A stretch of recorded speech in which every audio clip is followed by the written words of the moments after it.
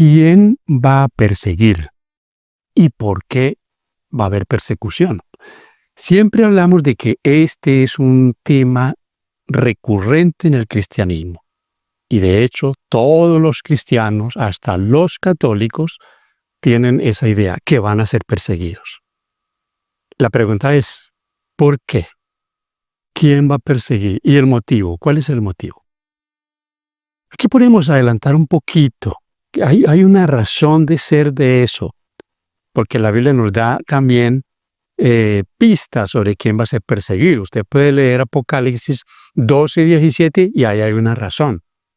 Dice que el dragón se llenó de ira contra la mujer es la iglesia, se fue a hacer guerra contra el resto de la descendencia de ella, los que guardan los mandamientos de Dios y tienen el testimonio de Jesús. Así, mis hermanos, que ahí hay una pauta. ¿Quién va a perseguir? Es el diablo usando, por supuesto, a los seres humanos. Pero él es el líder de esa persecución, como lo ha sido siempre. Pero en Apocalipsis 2 y 17 nos da también una pista de cuál es el motivo por el que se va a perseguir. Y no todo mundo cree que la ley de Dios está vigente, que hay que guardarla. El cristianismo en su gran mayoría está contra la ley de Dios. Aunque, ya hemos dicho, ellos saben que hay mandamientos que están vigentes porque pues ellos no tienen, no están cometiendo adulterio y están diciendo, no, esto ya está abolido, no. Pero tienen como un odio visceral por un mandamiento, el sábado. Pero para anular ese mandamiento, entonces ponen toda la ley en una misma bolsa para decir la ley está abolida. No estamos bajo la ley.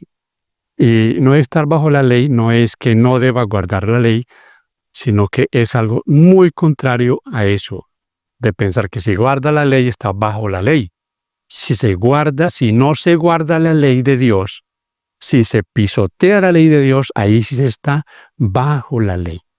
El que está bajo la ley es el desobediente. Ese es el que está bajo la ley.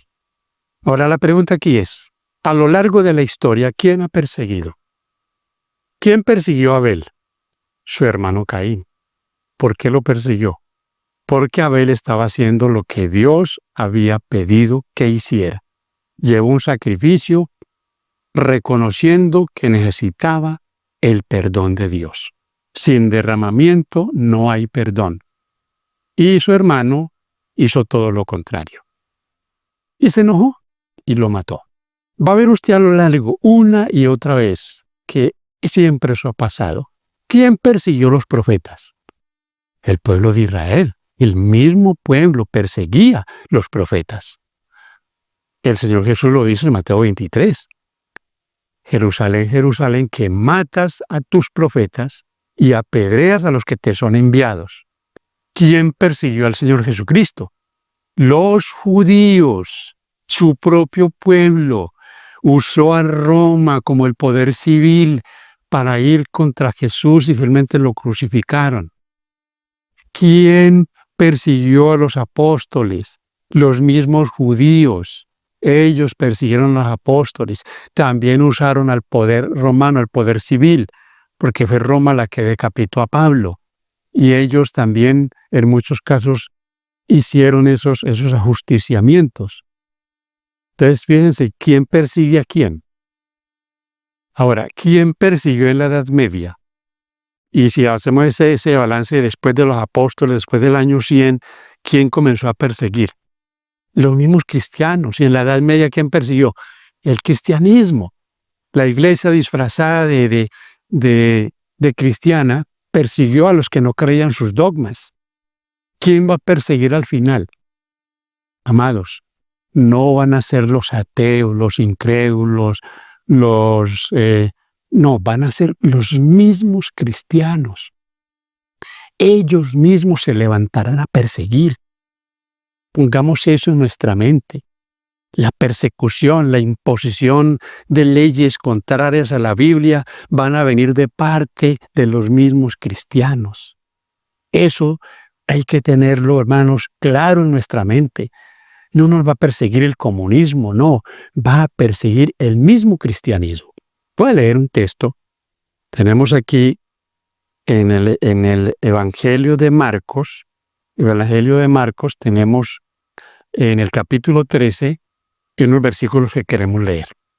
Dice, versículo 9 en adelante, pero mirad por vosotros mismos, porque os entregarán a los concilios, y en las sinagogas os azotarán, y delante de gobernadores y de reyes os llevarán por causa de mí para testimonio a ellos.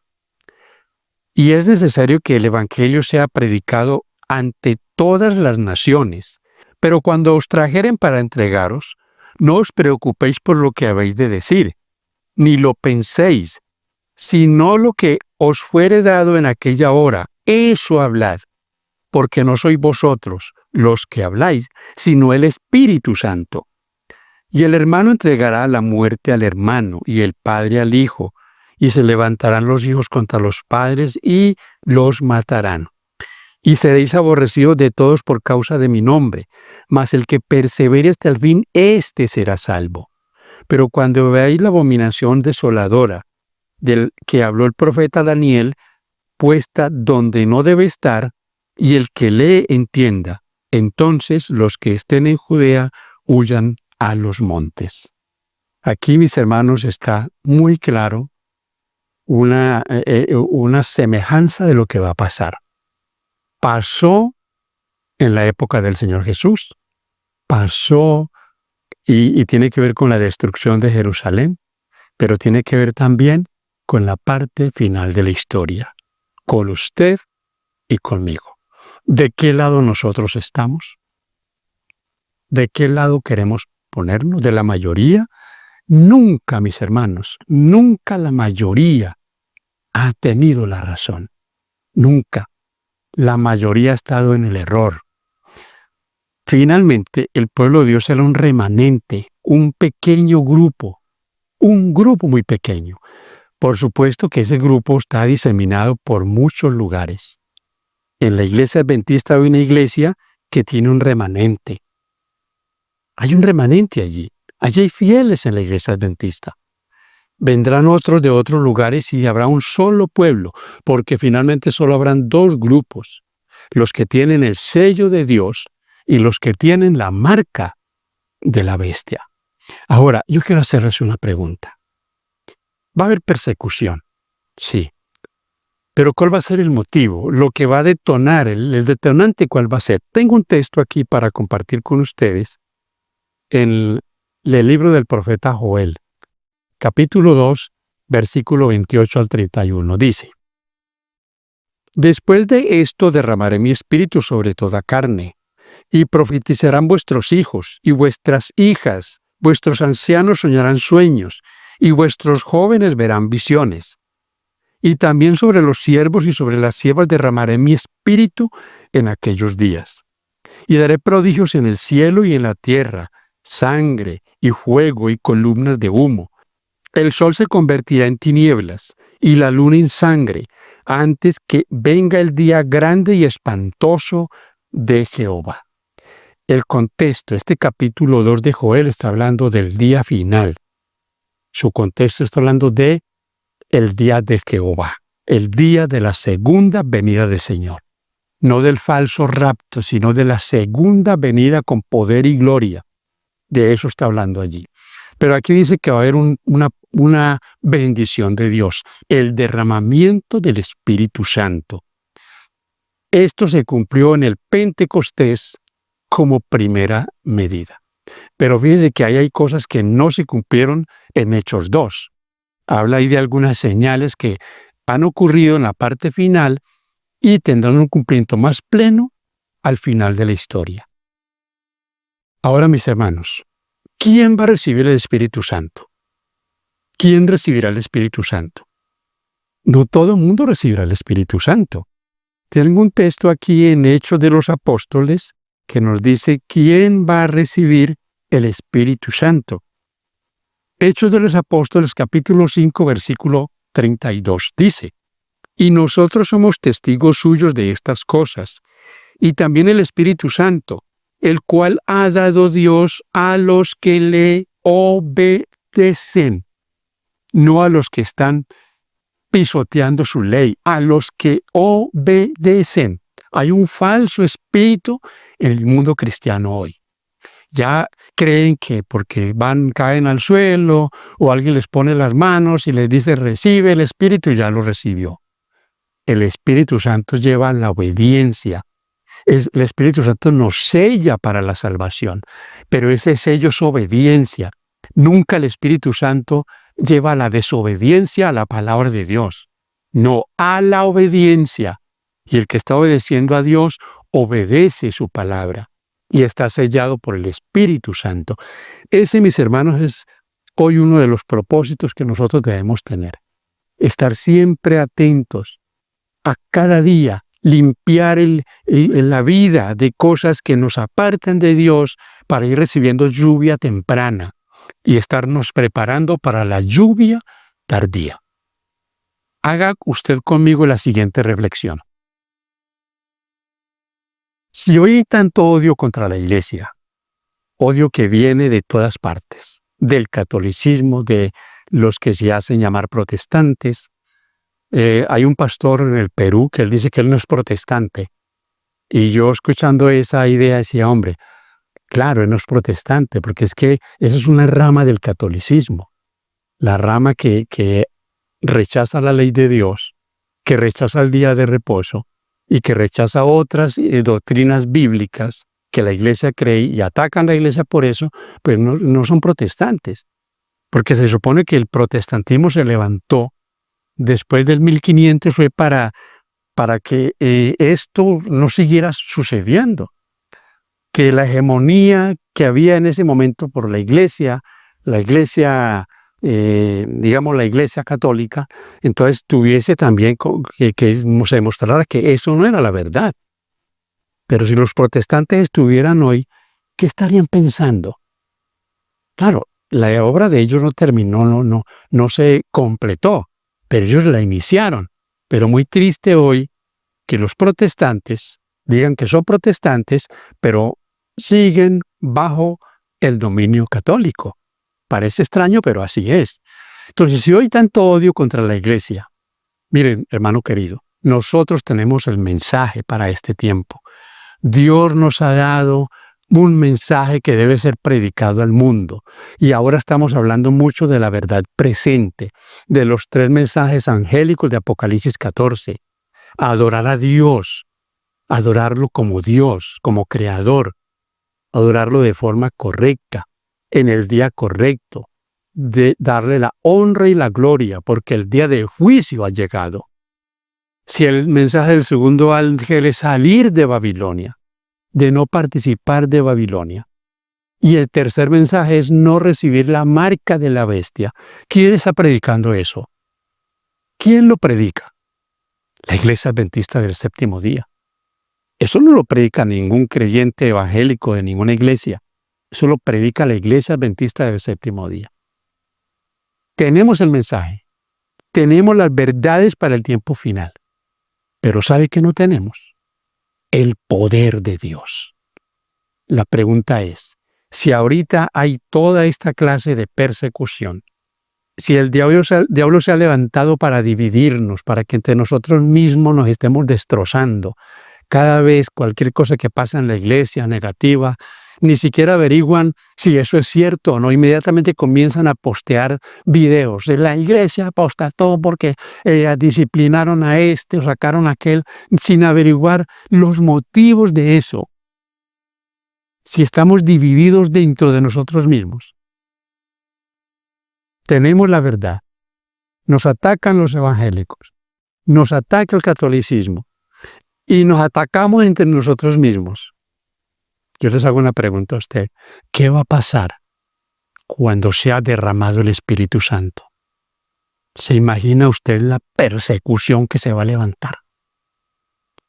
Hermano querido, eso nos tiene que motivar, porque lo que está pasando ahora demuestra que el mensaje está, que lo que estamos predicando es la verdad, que si decimos que Cristo va a venir en poder y gloria, no en forma secreta, con el falso rapto jesuita, rapto secreto, si estamos predicando que el infierno no es eterno, que Dios no va a inmortalizar el pecado, si estamos predicando que debemos vestirnos como cristianos, si estamos predicando que debemos comer como cristianos, si estamos predicando de que debemos adorar a Dios como Él lo ha mandado,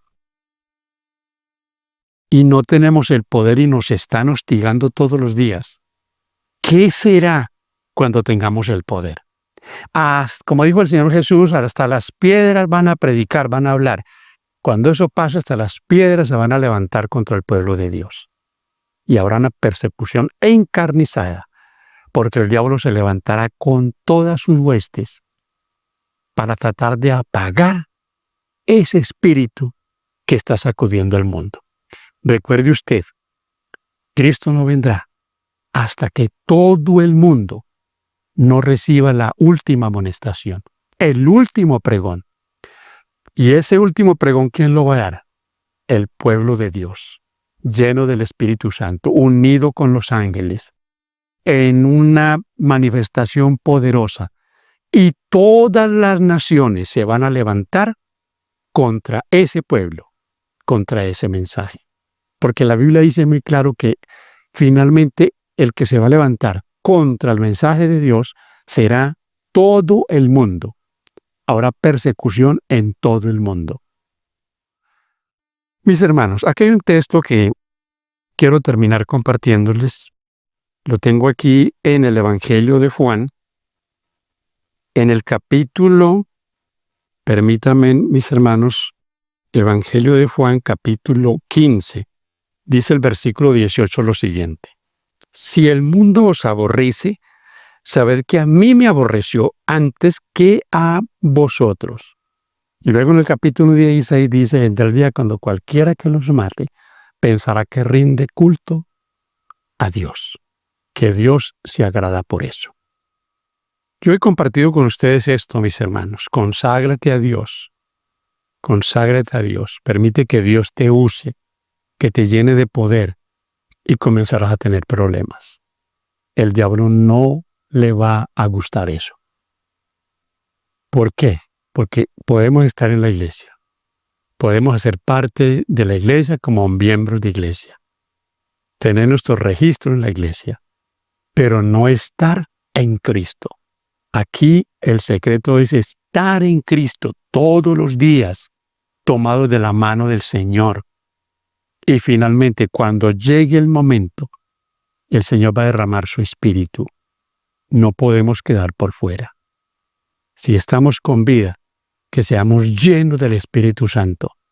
Y en ese entonces el mundo va a saber, mis hermanos, que había un Dios en los cielos y que Jesucristo ya está por venir y habrá un juicio, ya un juicio final. Que Dios nos ayude a formar parte de ese pueblo. A mí ahora no me preocupa que nos ataquen, al contrario, me llena de gozo porque sé que, hermano, ya les he dicho, el error no ataca el error ataca la verdad. Así que adelante, que dicen que atacan el Enahuay, que los adventistas son idólatras, que los adventistas son una secta, que son peligrosos, que somos hijos del diablo, digan lo que digan. Nosotros sigamos adelante, predicando el mensaje de los tres ángeles, preparándonos porque lo que viene es glorioso, pero la gloria no vendrá sin que antes haya, mis queridos hermanos, una purificación. El pueblo de Dios será purificado. ¿Qué lo purificará? La persecución. Lamentablemente siempre ha sido así. Dios, mis hermanos queridos, quiere salvarnos, pero no perdamos el tiempo. No perdamos el tiempo en deportes, en TikTok, en tanto entretenimiento que hay ahora. Usémoslo estudiando la palabra de Dios, preparándonos cada día, leyendo libros que nos ayuden a prepararnos para lo que viene. Que Dios te bendiga, que Dios nos ayude a estar firmes hasta el fin. Paz de Cristo para usted.